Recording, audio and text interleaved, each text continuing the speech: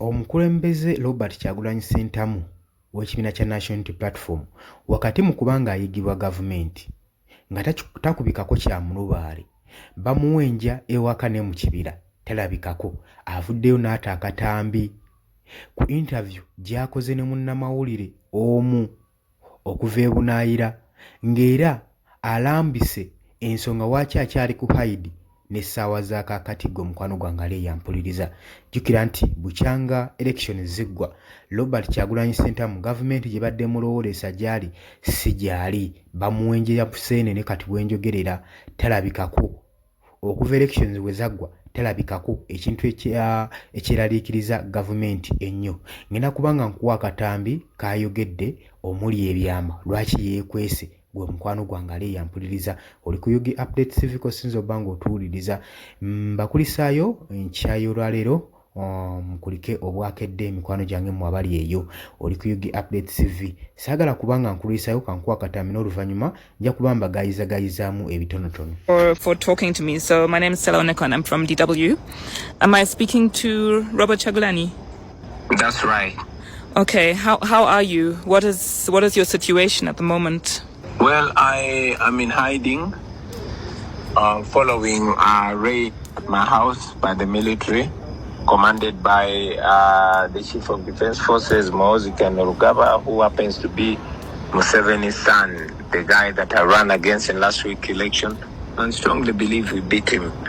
But, because there's lawlessness, because the ruling family does what they want, now we got information that they were coming to harm me, and the father went ahead to confirm it, that they were looking for me to harm me, and I had no option but to disappear because I could not get safety from anywhere, not any institution in Uganda.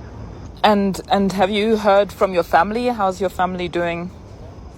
I've heard from my family. My family are there. Of course, they are not safe. They are surrounded. My wife and my family are under house arrest. Nobody's allowed to get out of the house. Nobody's allowed to come in. They are short of food supplies, but the food supplies that have been delivered to them have been rejected by the army that is there. And that's the situation. We heard that in another interview you gave that you are not that you're not going to try and legally fight against these election results. Why is that? We don't trust the courts in Uganda. The courts in Uganda are all serving the system. They're all serving the regime. Just today, as we speak, a new Chief Justice has just been appointed by Museveni. Today, now he's appointing a new Chief Justice to adjudicate a case where he is petitioned against. And, the courts in Uganda have been part of the decay for a long time, to the extent that the recent election of 2021, the Chief Justice demonstrated bias.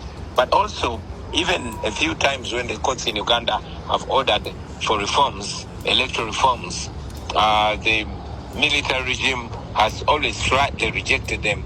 So we see no hope and we have no confidence in the court system.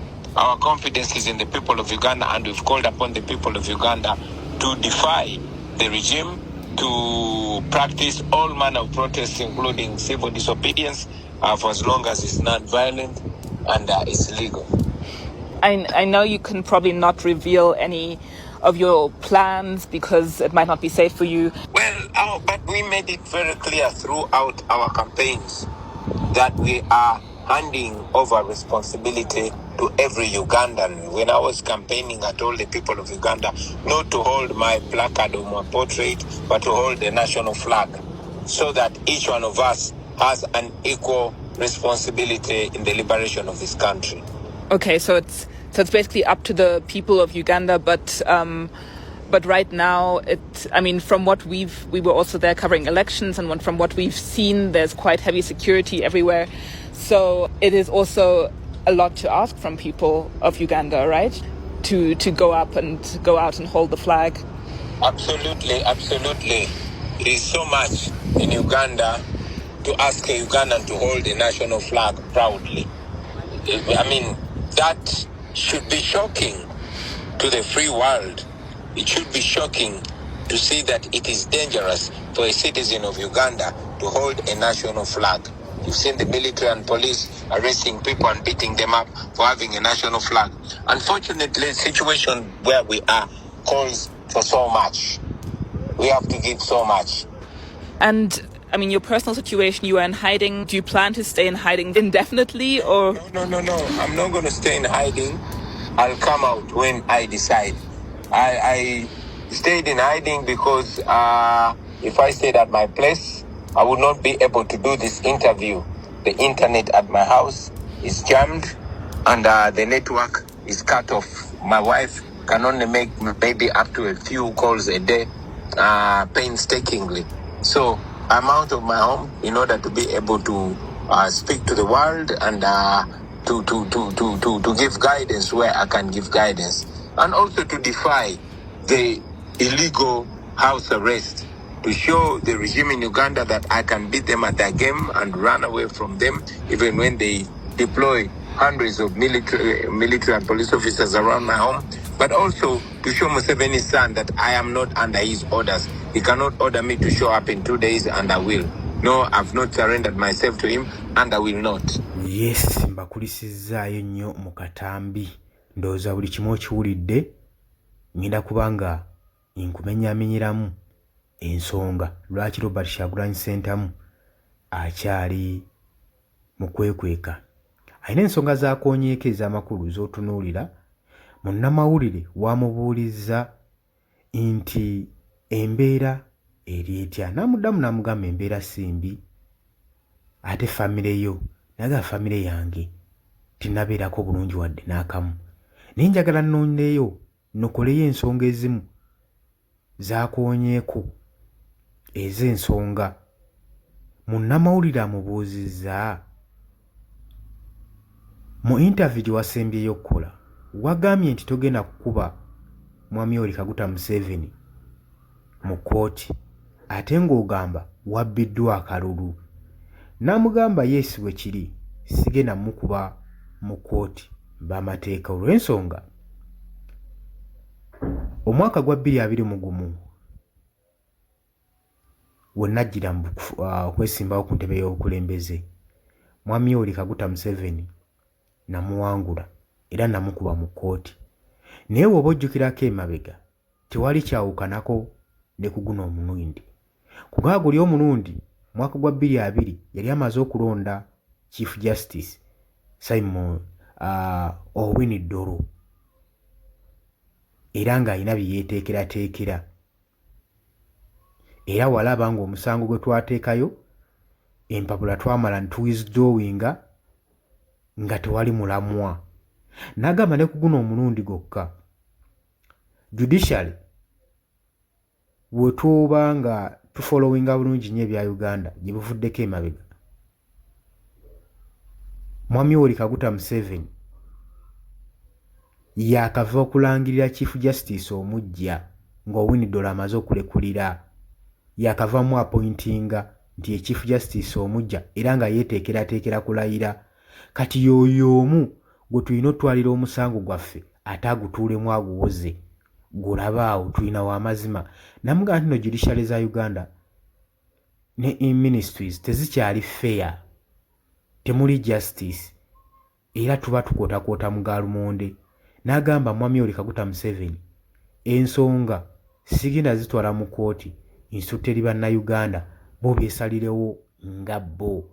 Agamba ensonga eyamuddusa yali ayagala kulaga gavumenti eno nti nemba mu deployinze militants bataliyani z'amagye oba baani mu maka ge akyasobola okubatolokako. Ekirala kyayagadde obbapuruvinga, agamba nayagadde ssaawa z'akakati, tujjukira bulungi Muhoozi yayisiza ekiragiro ng'amuwa ultimatum nti amuwadde essaawa 48 okuba nga yavuddeyo mu kwekukuma kwalimu. Kaakati Robert Kyagulanyi Ssentamu ebyo lwabiwulidde agamba nti nno nadde njagala kulagako Muhoozi Kainerugaba nti sikolera wansi wa orders ze, nti sinze gwayinza okukera ku makya n'aŋŋamba ekintu nti neŋŋondera orders ze, kuba mpulira yavuddeyo n'aŋŋamba nti ampadde essaawa 8 nveeyo mu kwekukuma kwendiko. aganadde njagala mulagako nti nze sitambulira ku ntoli ze, nja kuvaayo obudde bwonna bwe naayagalira. Kuba munnamawulire amubuuzizza kati oveeyo mu kwekweka, naga nja kuvaayo ng'ekiseera kituusizza. Naye ezimu ku nsonga ezanneekwesa, ewange ewaka sisobola kubeera ku intaneti olw'ensonga nti nno buli kimu baakisalako, phone calls baazisalako. Kakati ate nayina okuba nga ngetinga in touch ne bannayuganda nga nkola communications, nga mbalungamya, nga mbawa concepts ku ki kye tuzzaako. Ebyo byonna nali sobola bikolera wako olw'ensonga nali sirina intaneti. Nali sobola kukola interviews ze njagala kukola kubanga ewange wali maze okuba nga mblockingibwa ne battalion of militants. Kanagamba ze zimu ku nsonga nti naawe ofunye omwaganyi okusobola okulaba ng'oyogerako nange lwansonga nti naddukayo ewaka nga tewali safe. Byemu ku bigambo bibadde ebya Robert Kyagulanyi Ssentamu. Agamba nti nno ewaka we waliwo obuzibu batawaanyizibwa mu nsonga ez'ebyokulya kubanga ne recently nti baali batutteyo food staffs ne ziblockingibwa okuyingira ewaka. Era ng'agamba ekikolwa kikyamu nnyo, tategeera bannamagye kiki bagezaako oba kiki bagenda mu maaso n'okukola mu maka ge, ate nga nze gwe banoonya siriiyo. Agamba nti nno neekwese si lwakuba nti njagala nnyo, naye tuzze tuwulira bulungi nnyo mutabani wa Mwami Yoweri Kaguta Museveni, Muhoozi Kainerugaba, ng'agezaako kuba ng'alangirira ku Twitter, ku social media entakera nga bw'agenda okutta Robert Kyagulanyi Ssentamu. Era lumu yakola ne comment egamba nti bwe munoonya ka Bobby nga temukalaba mumanye nti nja kuba nakaggyeko dda omutwe. Ezo nazo statement za Chief of Defence Force Muhoozi Kainerugaba. Kati Robert Kyagulanyi Ssentamu omukulembeze w'ekibiina kya National Platform era abadde avuganya ku kifo ky'obukulembeze ku ludda oluvuganya gavumenti, agamba nti neekwesa olw'ensonga nti obulamu bwange tebuli seefu. Omusajja ansuubiza okunzita okunjijjako omutwe buli lukya, kati mumulowooza ewaka nandibadde seefu. Agamba ndeekwesa olw'ensonga nti teri kifo kye nalowoozaako kyenyinza kubeera mu seefu muno mu Uganda okuggyako eno gye neekukumye gye neekwese. Era kati bwe njogerera gavumenti emuwenja buseenene, takubikako kya mulubaale. Gavumenti esobedde waka ne mu kibira. Kasi singa Robert Kyagulanyi Ssentamu akabi we kayinza okugira afuna obuzibu mu Haidi gy'abeera ali, gavumenti ebeera mu matigga, eggwanga lisobola okuggyamu ensasagge. Simanyi oba tuli bumu gwe mukwano gwange ali eyampuliriza nagambye dde oli ku UG Update TV k'osinza obba ng'otuwuliriza. Naye byebyo osobola okujja mu comment section n'oteekawo ensonga yo gwe okusinziira gwe ku bintu nga woobiraba, likinga, sharinga. Wotanola tweyungako nagambye ddakirira wansi waliwo ekigambo subscribe kikooneko obeere nga otweyungako gwe mukwano gwange. Teweerabirako na mukadde nagamba kakuyambako nnyo okuleetera notification message okusobola okulaba ng'oli alert ku any occurrence message ebeeze ku channel yaffe eno. Tubaagala nnyo abali mu diaspora, mukola omulimu ogw'amaanyi nnyo okutumbula UG Updates TV. Tujja kuba nga tukomawo, mweraba.